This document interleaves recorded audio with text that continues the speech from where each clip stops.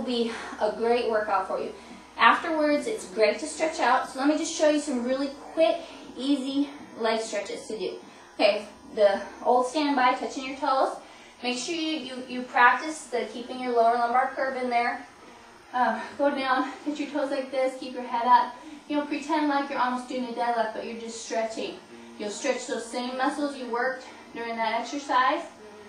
And then come back up, give yourself a break after about 10 seconds, and then you can just do a traditional touching your toes exercise. Come down. You'll feel this really nicely in your lower back and in your hamstrings also. You know, try to get to the point to where you can't touch your toes, and grab your toes and pull yourself down. That's a great hamstring stretch, okay? And then, of course, the lunge stretch is basically how we were doing our lunges, but now we're just exaggerating the motion a little bit to really stretch those exact muscles and tendons that we used. I don't ever stretch before I lift really an extended amount. I don't spend a lot of time flexibility training prior to my workouts. I typically do my stretching post-workout because my tendons and ligaments are already loosened up and injuries are prevented. Switch your legs, come back down, stretch. Now on this one you can keep your back leg extended straight out. You can bend your knee and stretch that way, and then you can also sit up and use that stretch to stretch your hip flexor. It's a very versatile stretch.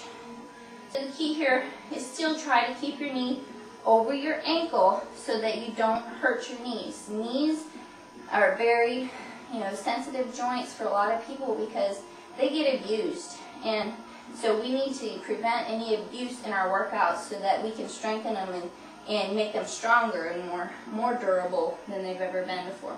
Okay, so now quickly I want to show you how to do a quad stretch. A lot of people have a hard time stretching their quads because, the typical pick your leg up like this, that does stretch it a little bit, but it's hard to do, hard for balance.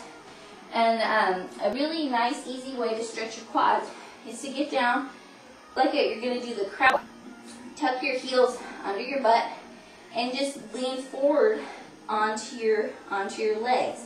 Now this, could possibly be said to be hard on your knees, but if you don't push too hard, you don't have to have, kill yourself on this stretch. Just let it feel the stretch a little bit in your quads. And you can angle over, push more weight on your right leg, feel your right leg a little bit more, come down, feel it in little different areas like this.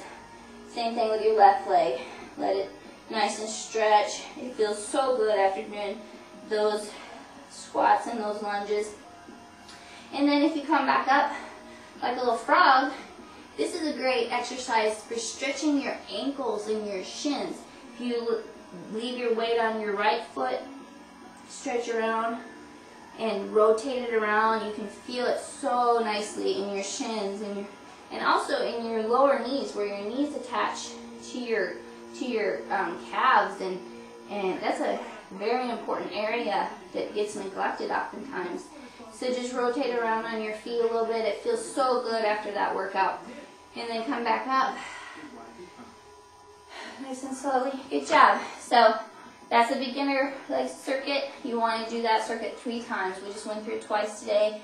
And continue to challenge yourself. And as you get in better shape, adding a couple more leg exercises and maybe a couple more ab exercises to it really will help accelerate your results. Upping your weights also. I have 30-pound dumbbells that I use. The heaviest I have right here are 15 pounds. So once you get to where you can do 15 pounds very easily, it's time to go to Walmart and buy some new dumbbells. So get buff, keep believing, you can do it. You are in control of your body, your life, and your legacy. God bless.